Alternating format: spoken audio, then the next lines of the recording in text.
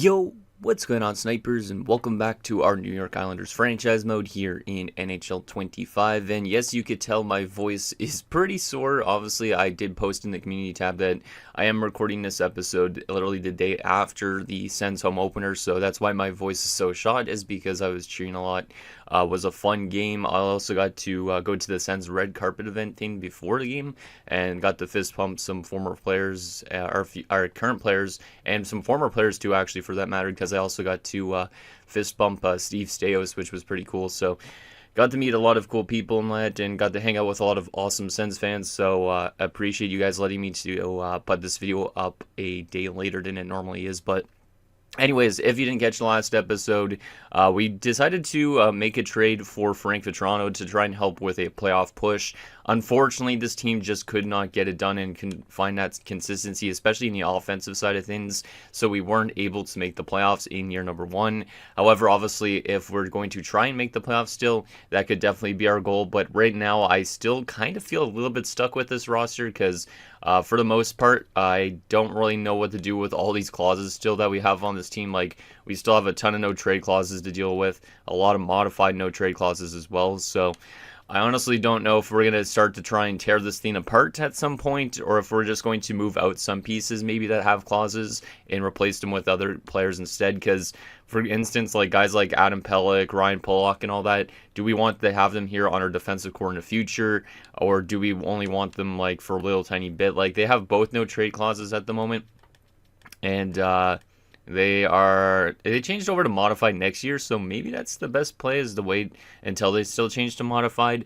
However, obviously, if we need to free up some cap space to re-sign guys in the offseason and all that, at some point we might actually have to dig into getting rid of some of these guys with clauses, because it's just going to be a lot of work to deal with. Obviously, it would be nice if we could just get rid of every clause on this team, so to speak, and then have like a clean slate of things.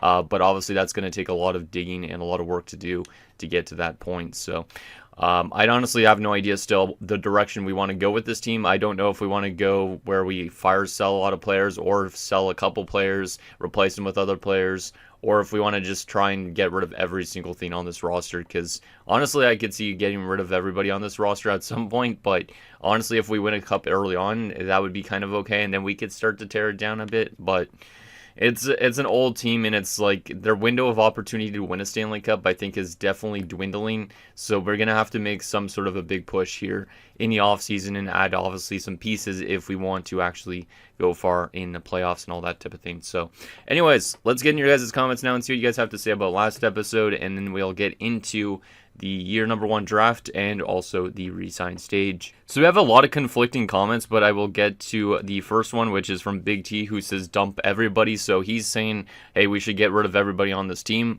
I don't disagree fully, but I don't know exactly what we're going to do. Like, we have a ton of guys in their 30s, so at some stage, maybe dumping a couple of these guys at least would make sense, but a lot of them have clauses, so it's not going to be as easy as it would be if they didn't have clauses. The next two comments are from Dylan Burrows, who says, McQueen is supposed to be real good, should also grab a goalie in the draft, have to pick up some players that shoot the puck a ton, lots of shots, which I agree. We do need a lot more guys that could bring in offense, because right now it seems like a lot of the guys on our team, even though some of them are like snipers, for instance, are not necessarily being the best snipers that they could be. So it would be nice to get some guys that could actually put the puck in the net, or on the net for that matter too, because I think we probably didn't average a lot of shots last season. Dylan also says, and bring back Nelson, not Palmieri. So he's telling me to bring back Brock Nelson, but not to bring back Kyle Palmieri. So that's something that we might look into doing. Obviously, it depends on their asking prices once we actually get to the re-sign stage portion. The next two comments are from James Blum. The first one says, I would go for Frundell for sure. If he goes first, I would go McQueen.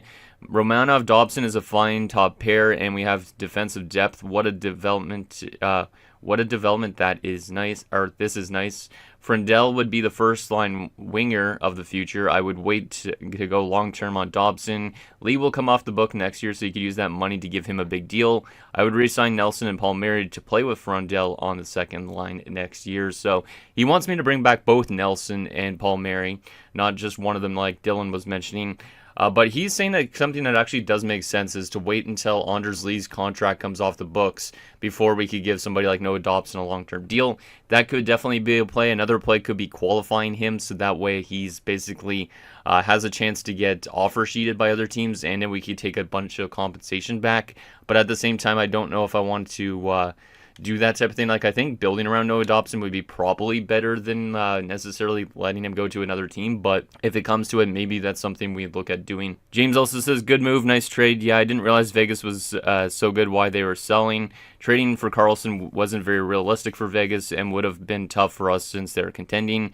We don't have much to give them to help them win now. And yeah, we were looking at potentially bringing in William Karlsson, but the Vegas Golden Knights were in a playoff spot, so it didn't really make much sense to obviously trade for a guy that is on a playoff team at the moment. So yeah, that's why we didn't bring him in. Maybe if he's a free agent in a few years, we could bring him in, and depending on how old he is at that point. But for right now, William Karlsson won't be coming to Long Island. The next comment is from GaffAttack09, who says 100% would try and move up to the top pick, especially with Dobson not wanting to resign. I know you probably want to keep it somewhat realistic, but maybe use Dobson to get the first pick and keep the second pick. So he's saying we should use maybe Dobson to trade for the first overall selection.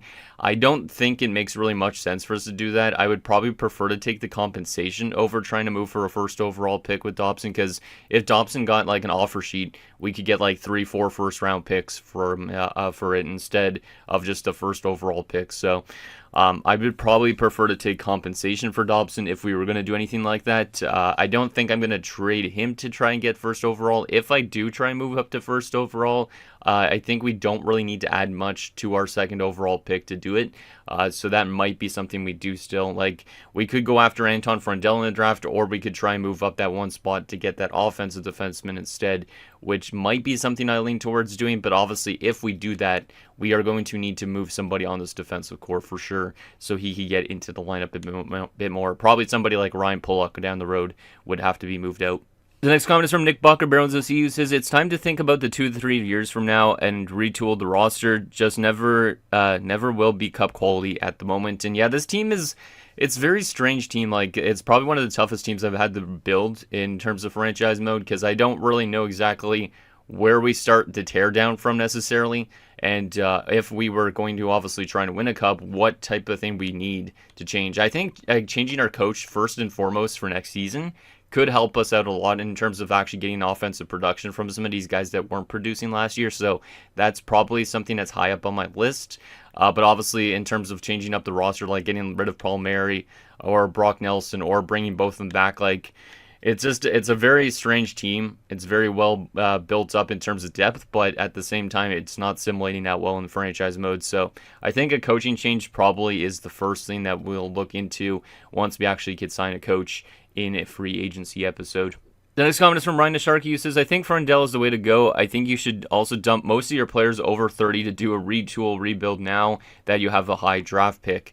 So he's saying that we should probably go into a retool/rebuild, and we should get rid of everybody that's over 30. Well, let me show you how much people are over 30. 2, 4, 6, 7, 8, 9, 10, 11, and that's it. So basically, if you include the 30-year-olds, we have 11 players that are 30 and older. Then you also have other guys that are close to 30, like Duclair, Barzal.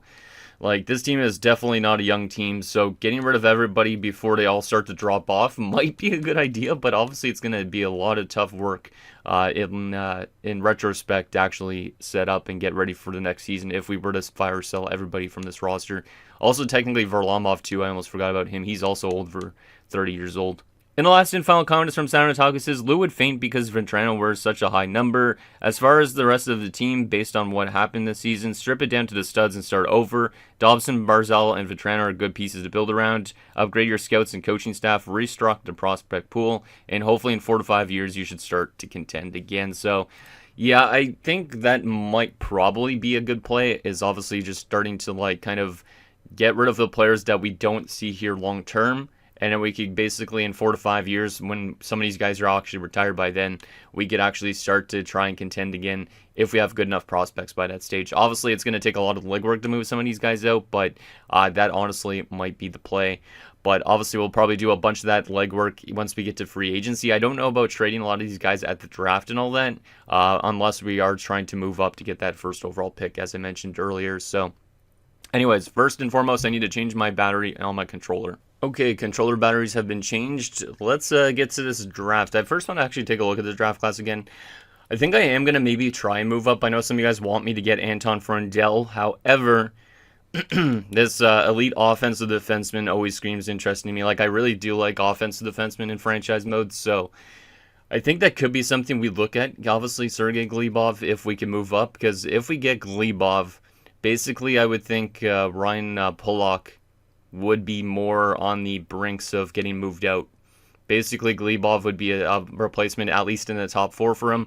Maybe Glebov even becomes so good that he pushes Noah Dobson out of the lineup. Like I said, I'll obviously qualify Noah Dobson, and we could think about a long-term deal next offseason instead when Anders Lee's money comes off the books, or we could take compensation for him if a team decides to come in and try and offer him a contract. So I think I am going to try and move up that one spot, because since we had that draft lottery and we had the second overall pick, like, Anton Freundel is going to be a good player, but I don't think he simulates the most craziest in franchise mode. I honestly don't know, but I think I would prefer a Russian offensive defenseman. So we're going to definitely try and move up and see if that actually could, if we actually can, and make it realistic too, of course.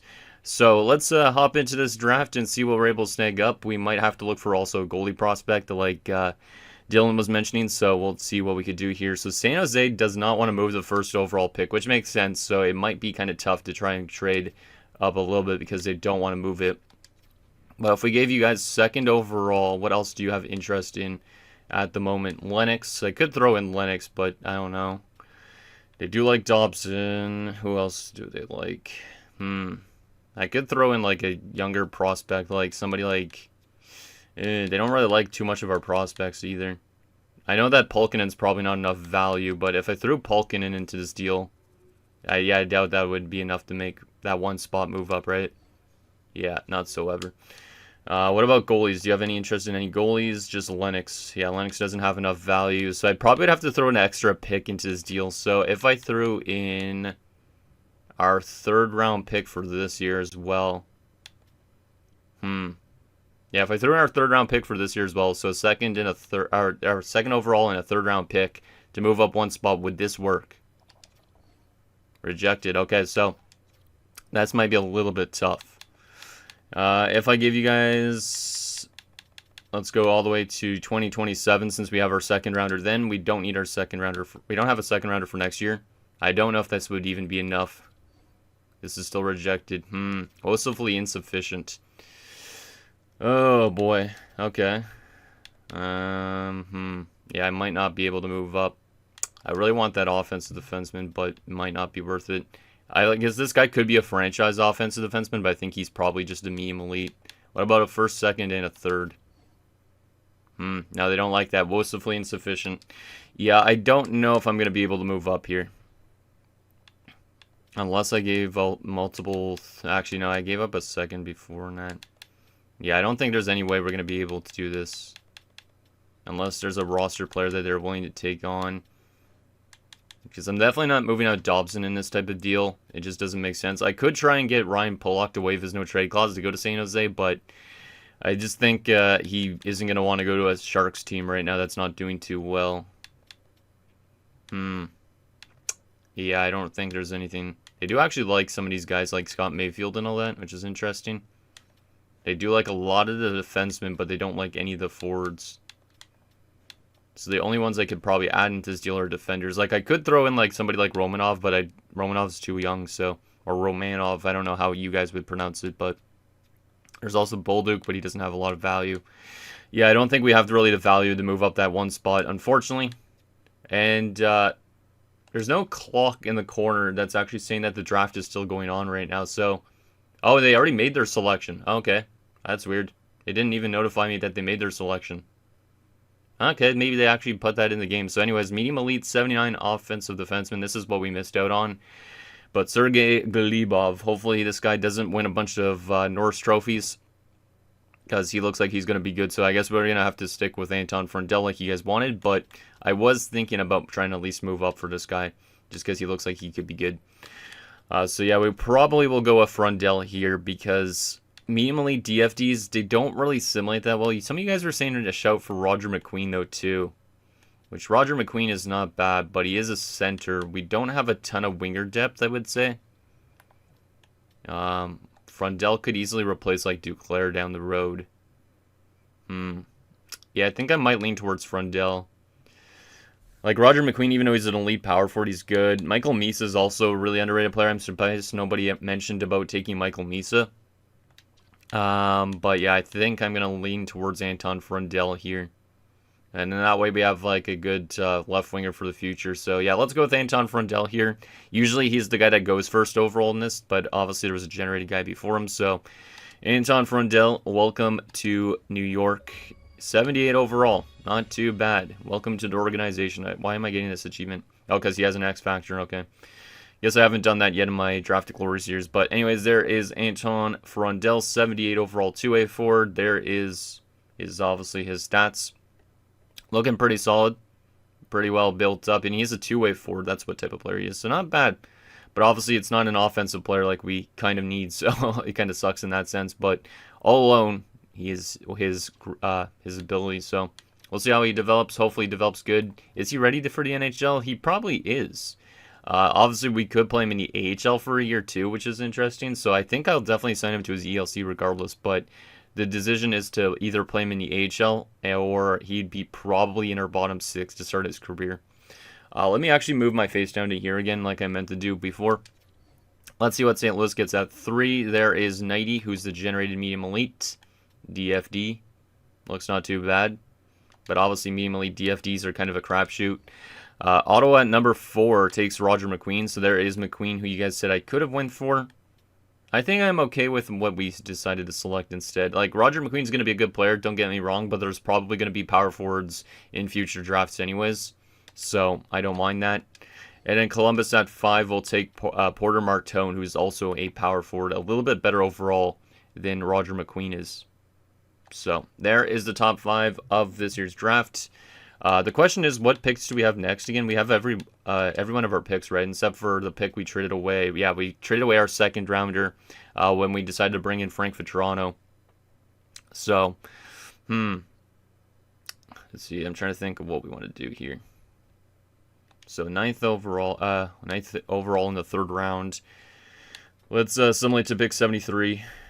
I could be trying to make deals at this draft, but I feel like making deals in the free agency might be a bit easier for us. Trying to see what went before us. There's a medium elite goalie in Ivankovic. Or Ivan Kovic. Probably Ivankovic. I don't even know. But yeah, this draft class isn't super, super strong. Is this Timo Solani's kid? No, I don't think so. This might be just a generated Solani. But I know that Timo Solani does have kids that play hockey, so I wasn't too sure. You wild. You wild for making that pick. Okay, anyways. Let's see. Oleg Lazarev. It wouldn't be a bad idea to get a defenseman. This guy looks like he could be 2 years out, but I don't think that's actually accurate. But he might be an offensive defenseman based on his size. That's kind of interesting. Hudson Rivers. Not looking crazy. When's the next goalie supposed to go? Ravensburg. Oh, I know Joshua Ravensburg's for sure a low league goalie, but I don't think I really want to draft him. Yeah, I think I'll just wait on that. I might take a different goalie, like somebody like Kudobin or something instead. But I might be leaning towards Lazarev here. The only thing is he might be a medium 6 or a low 4, which is not really that great. His attributes don't look the best, to be honest, but still, I might honestly lean towards him. Viking stat looks actually okay. Viking stat's not bad. Ooh, and Schmalz. Bruce Schmalz. That guy's definitely generated. He's a guaranteed medium 6, it looks like almost, though. And Viking stat might be a top 6 forward. Hard to say. But I do like that he might be a good shooter and goal scorer. You know what? I'm going to go with Viking stat here, I think. Might as well. He is a guaranteed 2-way forward again, so we're just getting more 2-way forwards at this stage. But let's go for Matthias Viking stat. Hopefully Lazarev is just not that great. So Viking stat's a 65 top 9, which is a nice solid starting overall for top 9. Obviously, he's also AHL eligible, so some of these guys could easily probably be thrown right into the AHL right away, and just that way they have a better chance to develop. So We'll leave that one up to you guys probably if we sign that guy for the AHL or not, because obviously it would be nice to give some of these guys a chance to play right away if necessary. Let's simulate to our next pick here and go back to the third round. I do want to take a look at that defenseman that I was debating about taking, which was Lazarev. Yeah, Lazarev is a 65 medium 6, so same overall, but only a medium 6. And he's a two-way, not an offensive defenseman like I was thinking. So he's not too bad. Our next selection here, low top 9, Tyson Anderson. I want to go for a goalie maybe at this stage now. Nikita Kudobin, and then there's the real guy. I think this guy's real. Stebatak. I don't even know how it's pronounced. Donald Hickey, Isaac Ravel, Reed Thomas, Franklin Alanin from Italy. Shout out to that guy. All right. Yeah, I think I'm gonna go for Nikita Kudobin here. He might only be like a fringe starter or a backup at this stage, but still might as well give us at least one goalie prospect other than Lennox that we have at the moment. Ooh, medium elite. Okay, that's good. I didn't realize he was going to be a medium elite because there's other goalies supposed to go. So Kudobin is an elite goalie prospect, so that is really nice for our 4th round selection. Who knows? Maybe our future number 1 goaltender, or maybe he's going to end up like Rick DiPietro. But yeah, that's exciting. I hope he develops well, but he's definitely not going to be in the AHL right away, but he will be there hopefully soon. Like, hopefully he's one of those guys that get a lot of growth in 1 year, because that would help us out a lot if we could get a nice goalie replacement for somebody like Sorokin already. Like, it's not a rush to get that guy into the NHL, really, but still, really excited for that. Joel Odell. Is he a real player? I honestly have no idea. Looks like he could be a low elite. There's more goalies available, but I think we already got our goalies. So let's go for Odell and hope that he's maybe a low elite prospect. Let's see. Low bottom 6. Oof. Okay. Well, 61 overall is a good starting point, but yeah, that's not a great potential. Like, this guy we could literally sign for the AHL if we want to right away and just throw him down there just because he doesn't have much potential anyways. That's a bad pick. Oh man, the rest of this draft doesn't look like it's going to be super strong. What do we want to take with our next pick here? Marcus Eriksson. I don't know if he's real even. Barlow. Caden Barlow. Maybe actually guaranteed an enforcer. That sounds like a Lou pick right there for me. And he's a defenseman. Enforcer defenseman. I don't really draft a lot of enforcer defensemen. He's actually supposed to get drafted too, it looks like. So, yeah, let's take the enforcer defenseman just for shits and giggles here. Give us somebody physical. And yeah, he's only a medium 7th. So he has no potential really, but if he gets to the NHL, maybe this guy will punch some faces. Like, we could easily give this guy a chance at the NHL, even if he's like a 65 as like a depth defenseman randomly at some stage. If we run into cap problems, that is. And our final pick of the draft, I'd say it's been an interesting draft for the most part. Really happy with the medium elite goalie prospect at least. And obviously Anton Frundell. Our last pick, do I want to go with somebody like Eddie Bolts? I don't know. Is there any low elites maybe? Not really. Let's take a look at these dudes here. Let's go for maybe Ben Wolski since he's an offensive defenseman that could be low elite. He's not supposed to get drafted, so likely this is going to be a bad selection, but welcome aboard to Wolski. He is an offensive defenseman, but a 48 overall, which is low, and a 7th D as well. So, not the greatest late round picks, but is what it is, and that is our draft. Obviously, I could have made trades at the draft and stuff like that, but just didn't seem like anything was going to work at this stage. So we're going to probably keep the trades this offseason till the free agency episode at least. Alright, so now that was the draft, let's advance the day and get into this re-sign stage. So let's re-sign the scout. We could actually also upgrade our scouting pool, so some of these guys actually might get fired once we get to free agency and all that in a future episode, or our next episode, I should say. So, re-sign players. Who do we got to re-sign this year, and how much cap space? We got $23 million in cap space. I'm just going to qualify all the RFAs, I think, at the moment. I think that's probably the best play. Might let go of some of the guys in the AHL, I'm not too sure, though. But, because Noah Dobson right now is trying to ask for $11.45 million, which is more than half, or yeah, right around half of the cap space we have left. So I'm just going to qualify him for $4 million, and next offseason we could potentially work something out with him. We'll also qualify Romanov at 2.5. Qualify Holmstrom. Actually, does Holmstrom on a two-way deal or one-way? He only wants the one way. Okay. We'll qualify Holmstrom at 935. Bolduc, we'll qualify him as well. Same with Liam Foodie, might as well. And then some of these guys should want two-way contracts, right? Ooh, William Dufour wants still a one-way. We'll qualify him for now. Wallstrom wants probably a two-way. Yeah, Wallstrom's not going to pan out, guys. As unfortunate as it is. So let's just give Wallstrom his contract already. He'll sign right away for the AHL. We could just use him as like an AHL ringer, so to speak.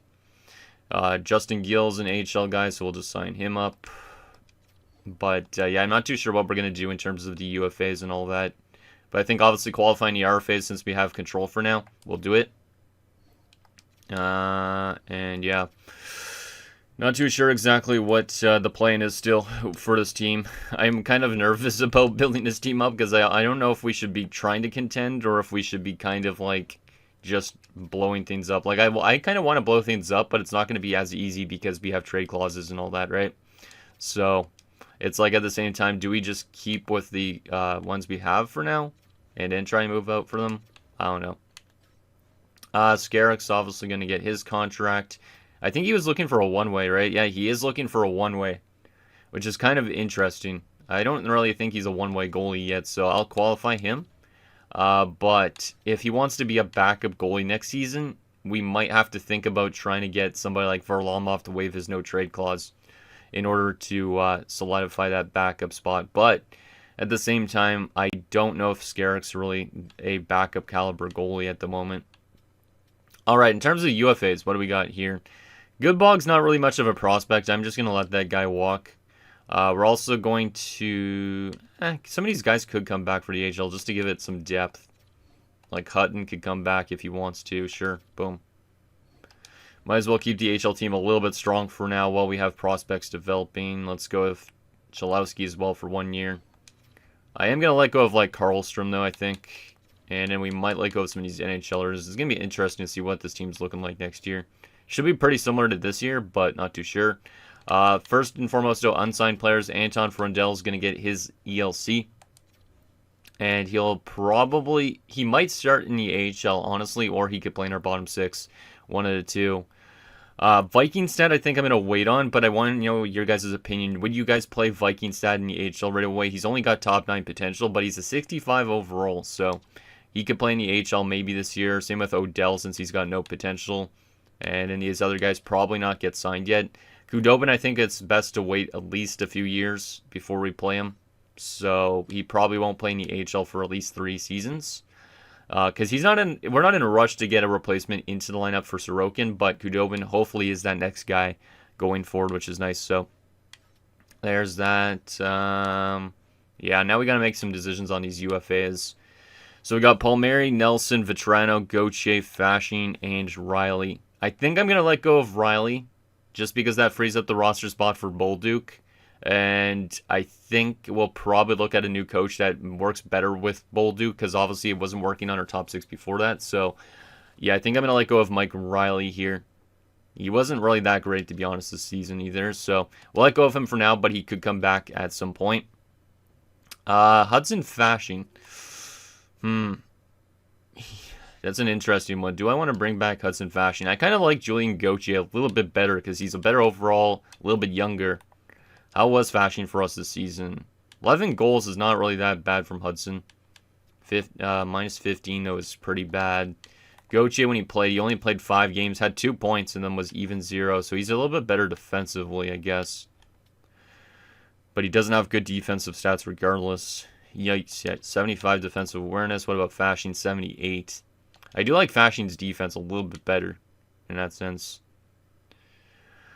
What are they asking for? Like, what does Gauthier want? Gauthier wants a one-way deal, 1.25. Hudson Fasching, does he want a two-way deal? No, he wants a one-way deal as well. So 150 or 1050, and what is you wanting again? A little bit more. So Gauthier's a little bit more expensive, probably because he's younger.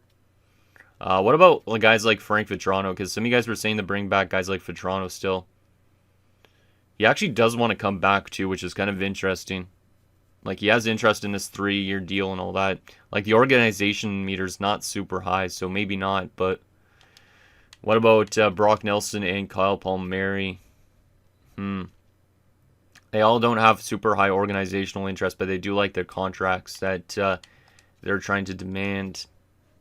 Trying to think of what logically we want to do. Palmieri's not going to ask for too much for next season, but now that we have Frundell, obviously Palmieri might not be a fit here.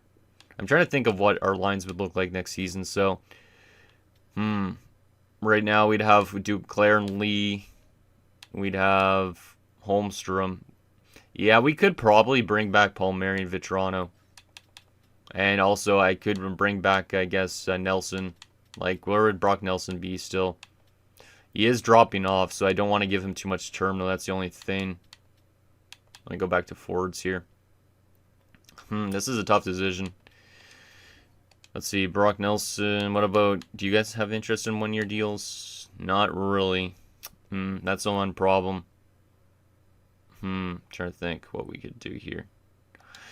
I literally feel a little bit more intimidated by doing these contracts and stuff like that than in the past, just because of the situation with her team and the clauses. Like, I do like Frank Vetrano. How good of a fit was he here again? Like, what was his production looking like? 20 points, 32 games. He is a little bit younger than Palmieri, and he's the same type of player as Palmieri. Palmieri's asking for way less. Palmieri had 51 points this year, which is pretty damn good. But likely his production's going to start going down more and more so as he drops off. I think I might want to resign Vetrano. If he's willing to come back, that is. I could try and negotiate with them a little bit, but I don't really know if I want to use the negotiation feature too much. How much money we got and which RFAs are still holding out? 21.9. And we have all these RFAs. Trying to think of logically how much this would cost us. Like 8, 9 million maybe. Actually, wait, the 4 million probably qualified. At least. This would probably cost us at least half of our cap space, my guess. So, let's just say we have at least like $11 million in cap space. We can't bring back every one of these guys, probably. I'm going to actually just let go of Fasching and Gauthier for now, I think. I just need to make sure I have roster spaces available. And then these three guys, though, they're all very similar players. I'm kind of leaning towards Vetrano and Nelson over Palmieri and Nelson. Just because Palmieri's older and I think he's going to drop off sooner. He was good for us last season, there's no question about it. But Brock Nelson was pretty much just as good. He's older. He hasn't dropped off yet to a third liner. And then we can play Vetrano up there still. Like, I do like Frank Vetrano a little bit more. He's also a sniper too instead of a two-way forward, which is kind of good because we do need more goal-scoring help. So, yeah, I think I'm going to let go of Palmieri and try and re-sign Brock Nelson and Frank Vetrano. I think that's the play for our team. So, let's see what we could do with Frankie V here. 3x4 isn't really that bad. You know what? We'll do 3x4. I think I'll offer him that. And he'll get back to us tonight about that offer. And what about Brock Nelson? Obviously, he wants a 3-year deal. That's a little bit worrisome considering he's already 33. But we could trade him away before that happens. Before he starts to drop off, if he does drop off. Try to see where we could keep this contract offer interest at the top. That's when it starts to drop off a little bit, is right around here. I think we should be okay if I drop this down to like maybe around, yeah, maybe around this point. Let's see. I want to see that contract thing drop down so I know if it drops to below 2 bars, that's where I'm a little bit worried. I think we could probably get him for way down here. 3 years at 3.35 wouldn't be that bad. So let's see if Brock Nelson will actually take that. I could throw in a clause, but just so he wraps up his career here and maybe gets more interest in this contract, like a modified no trade clause. You know what? I could give him a little bit of a clause in this deal just because he's a long-term veteran with the Islanders.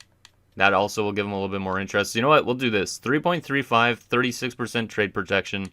So that way he could be dealt to a total of, I guess, 20 teams. I think that's a solid offer. We'll see if he accepts that. And he'll get back to us. And then, like I said, I think Palmieri is going to be on the outs here. But let's advance today and see if anybody rejects of those two offers.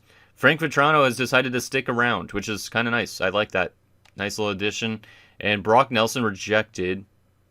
I guess he just didn't like the money that I was offering him. So I guess it was a little bit too low of an offer. Tried to see if I could at least get him down a little bit here. But let's get him down to maybe $4 million. And then let's do the same type of clause still, because might as well be nice to him and give him a clause since he's been here so long. And we'll try that. So 3x4 with a modified no trade clause. And because I'm okay with giving him modified, I don't know about a full-on no trade clause at his age. So let's see if he'll accept that offer. And he's going to reject it as well. So he does not like that we're lowering the money that much. I was hoping he would take a little bit of a discount, but doesn't seem like he would. What about 4.25 with a modified no trade? And 36%. Like, that extra clause should be useful. He's got full contract interest in this. It's just more the organization at this point that's a little low.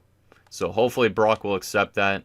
I think we're definitely not going to bring back Palmieri. So thank you to Kyle Palmieri for being here on Long Island. Obviously, I know a lot of you guys probably want me to bring him back. But at the same time, I think Frank Vetrano is a better replacement. So we'll let him go.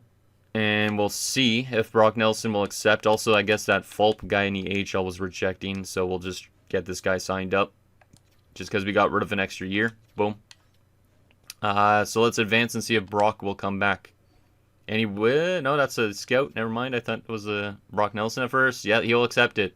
So welcome back to Brock Nelson on a nice little 3-year deal with a modified no trade clause. And we have all these RFAs still that are holding out. And only 15.33 in cap space. So I think Dobson will take at least half of that. Romanov will take a couple million. Holmstrom, not too much. And same with Bolduc and all that. So we should be able to get pretty much everybody else back. But then comes the question about who we want to move away in the offseason and who do we want to bring in. Like, is there going to be even any good free agents this year that could help us out next season? So let's send to free agency. See if any of our RFAs accept already, which Holmstrom already does, which is nice. But the other ones are going to hold out to start free agency. So who knows? Maybe Noah Dobson gets a qualifying offer from a different team. But final few things we got to do to wrap up this episode. Let's take a look at first available coaches for next season, because I think we need to make a coaching adjustment. That's probably a high priority with this team, because this coach, how good is this fit here? Because we really did not simulate that well. Only a 44 at the moment. Jeez. Okay, yeah, definitely we could use a new coach. Is there anybody interesting that's way higher than a 44? Ooh, Malachi Rizzi looks interesting. 66%. Malachi Rizzi is looking like the guy. Yeah, Malachi Rizzi is probably the guy. Young coach too. That could be exactly what we need to turn this team into a cup contender. So we'll look definitely at Malachi Rizzi, and I'll probably end up firing Arsene or demoting him down to like a different coach. So we do have ourselves an idea of which coach we want, which is good. But final thing we got to do is take a look at the available free agents and also the trading block in case we want to make any trades this offseason. But free agency, obviously, let's take a look at the available RFAs. So this is the RFAs at the moment. We got almost all of them so far, but Mason Lohrei is also an RFA at the moment. And same with Reichel-Klovsky, or I don't know how it's pronounced. Reichel-Klovsky? I don't know. Goalies, Verbetic is the other one other than Skarek, so nobody huge, really. In terms of UFAs, let's go by each position here. Not that we're going to literally bring in Igor Shesterkin, but let's take a look at these goalies available. So these are the best goalies available, and these are the goalies that have the most interest in us in terms of the organization. Obviously, a lot of these guys are really bad goalies, but in terms of like the guys that are high overall, who has good interest in us? Martin Jones. Let me actually remove my face so you guys can see the overall ratings a little bit, but I don't think we're going to bring in any goalies anyways, because obviously we got our goalie tandem. But yeah, in case you guys want to see it anyways, the goalies. Defensively, obviously we could change up our defensive core, but I don't think it's really a major priority at the moment. Not a lot of these defenders have super high organizational interest, so we probably would have to negotiate a bit with them. The one that has the most, though, is Yoki Haru. He has a lot of interest in this team, apparently, and he's only 26 years old, so I mean, Henry Yoki Haru would be a nice upgrade from somebody like Scott Mayfield and all that, but I'm not too sure if we really need somebody like Yoki Haru. Nick Perbix is also there. He has a lot of interest. Oliver Shillington. So some younger defenders, it looks like, for the most part, which is kind of nice. CC does as well. In terms of forwards, I don't really know what we need too much, but guys like Cam Atkinson don't have a lot of interest. Justin Danforth has a good amount of interest. Same with Blake Wheeler. All right. So a lot of these kind of veteran kind of guys as well have interest. I don't really know exactly if we need even anybody on this team yet. We might not even need to sign anybody for next episode, but still thought I would give you guys at least a little bit of an idea of what we need, or where is available, I should say. Jamie Benn is in free agency. Interesting. He has actually good interest here, but is Jamie Benn the type of guy this team needs? Like I said, we do need more offense. He only had 23 goals and 49 points last season. 23 goals would be good for our team, but 49 points, and he's already 35. Kind of surprised that Dallas didn't re-sign him. Max Pacioretty, JVR. Yeah, there's some solid veterans in terms of the free agent market. Morgan Barron, damn, even young Morgan Barron would be not a bad option for the bottom six. Considering he can play center as well. Yeah, I don't mind Morgan Barron. Centers, what is there? Pia Suter, Nick Bukestad has good interest here. Jack Roslovic, Brett Howden. It isn't the best free agent class, I could tell you that. So those are the available free agents in 2025. Final few things, let's take a look at the trading block just to see if there's any interesting trades we can make in next episode. Because like I said, we do have a lot of guys on clauses. We could start to move out some of them away. So Anaheim's trying to get rid of Engvall after we moved him there. So that's not great, but it is what it is. Brock McGinn, more of a bottom six guy. What else we got here? Boston, just some prospects. Buffalo's trying to get rid of Reimer, which is funny because in real life he was claimed on waivers. So, anything else? Wow, Andrei Kuzmenko's on the block. That's kind of an interesting one. Kuzmenko should be a sniper, hypothetically, right? He is a sniper, but he simulates more like a playmaker. 58 points, so that's pretty good. Yeah, Andrei Kuzmenko would be good for the offense, but I don't really know where I would slot him in. Mikhail Backlund with 1 year left isn't too bad either. Does he have interest in this team, though? He does, okay. That's not a bad third-line center. He also does have solid offense, 45 points. Probably was getting a lot of ice time in Calgary, though. Blake Coleman, Dan Vladar. What else do we got here? Tyler Bertuzzi. Don't know about Tyler Bertuzzi. He's a two-way as well. A lot of two-way forwards. And we're looking more for a guy that could bring goal-scoring ability, not just necessarily 200-foot play. Good, Branson's not going to be a goal scorer for sure. Dallas. Why is he still in franchise mode? What else we got here? Tarasenko with 1 year left. Vlad Tarasenko. Is he the type of player that Lou would bring in? I don't know. But obviously we're not going off Lou. He doesn't have any interest in the Islanders. Damn, man, that sucks. So we couldn't even bring him in if we wanted. But Vlad Tarasenko would have been nice if he had interest here. Because he would have definitely helped us with the goal scoring. Because 32 goals last season. He would have been a good fit probably here. But unfortunately we can't trade for him. Is there any other snipers, though, that we could take? It sucks when players don't have interest in your team. Darcy Kemper, Joel Eriksson-Ek. That's actually not a bad player to have on the block. But I don't know where Eriksson-Ek would fit into our plans of the future. He does have interest in the Islanders. He would be not a bad, second-line center. He's not really that bad. Yeah, I wouldn't mind Joel Eriksson-Ek, but I don't really know how much it would cost to get him. Probably a lot. And then they're also trying to get rid of both goalies in Gustafsson and Fleury. Freddie Gaudreau is still there. Ryan Hartman, but they're two-way forwards. Brendan Gallagher, no. Anderson, no.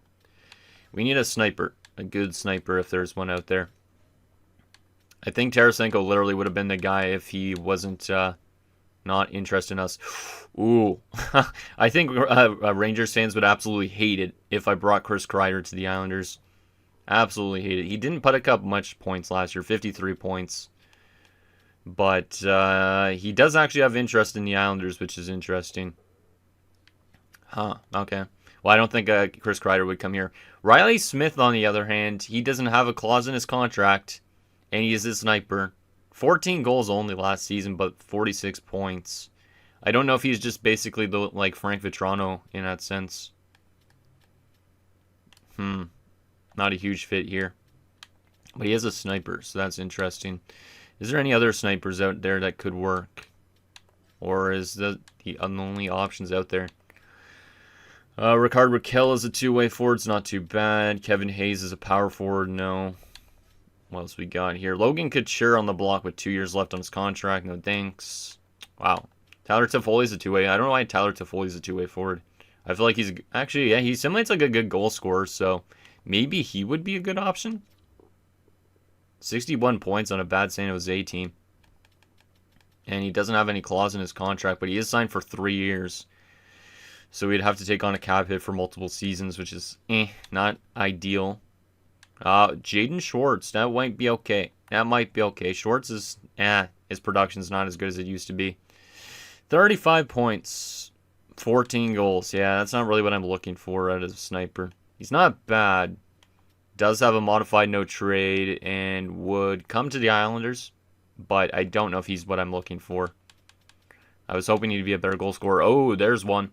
Bjorkstrand with 1 year left. That's the type of sniper I would be looking for. 27 goals last season, 63 points. That's really good. Does he have any interest in the Islanders? He does. Bjorkstrand might be the guy. He might be the guy. How much money is he making? 5.4. I'd literally have to probably move out somebody on our top 6 in order to get him in, because I'd have to try and think of where we would slot him in. But I think he could definitely help our goal scoring. Or he could end up just being like Anthony Duclair a bit. But Bjorkstrand is definitely the best goal scorer we've seen that would be willing to come here. There's also Brandon Saad, but he's also not much of a goal scorer. 18 goals, 48 points. And he does have interest in us as well. What else we got here? Tampa, Geeky, no. Toronto, just prospects, what a surprise. Utah, prospects. Same with Vancouver, Vegas, Hurdle's on the block. I don't really like Hurdle's contract. He is good, though. He's 31 years old already, though, at this point. William Karlsson's still on the block. White Cloud, that's not a bad defenseman, really. Good contract, too. Barbashev and Haig. Washington's got Logan Thompson on the block. And Winnipeg has nothing, really. See, I think the most intriguing player for us potentially to bring in this offseason, if we do trade, is Bjorkstrand. What I did want to take a look at, though, is do we even need somebody like Bjorkstrand right now, or would we have to move out a roster player? Probably we'd have to move out a roster player, my guess. Because if we look at our forwards at the moment, we got... Our center depth is pretty much set in stone. Likely we will have to be stuck with playing Barzal on the right side again. So it'd be like Horvat, Nelson, Pajot, Cizikas down the middle. And then it would be Barzal, Vetrano, Holmstrom. We don't really have a fourth line right wing spot. I could play Vetrano on the left side.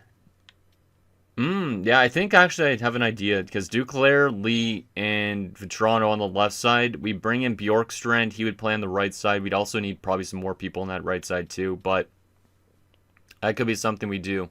Anton Frundell could be playing in our bottom 6 next season, potentially.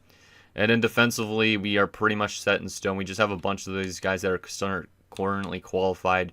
But we could use a depth defenseman, because Dobson, Romanov, and Bolduc. And we have Pelech, Pollock, and Mayfield. So a depth defenseman is something we need for sure next episode too. So what would be the cost, though, for somebody like Bjorkstrand if we went to the trade finder? Like, would it give us even any offers yet? Probably not, right?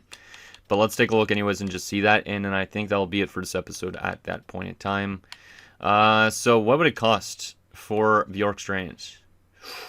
A second Romanov, who's currently an RFA, and a 5th rounder. There's also the elite goalie prospect in 2/3. I'm not willing to do either or of those deals. I could move out multiple picks. I don't think I want to move out Romanov yet. I don't think so, at least.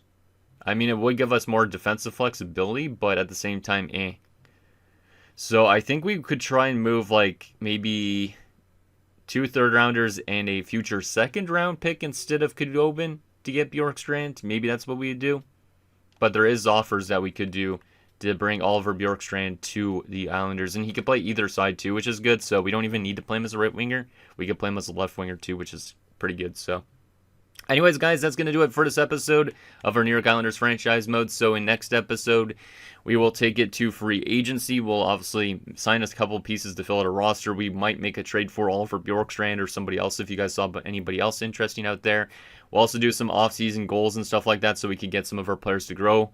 A lot of them are older, so a lot of them probably won't grow much anyways if we even do off-season focuses and stuff like that, but I obviously will do that. We'll probably try and bring in also a new head coach for next season because that could definitely swing this team into being a playoff team if the coach is a great fit. So let me know down below, and I'll see you guys next time.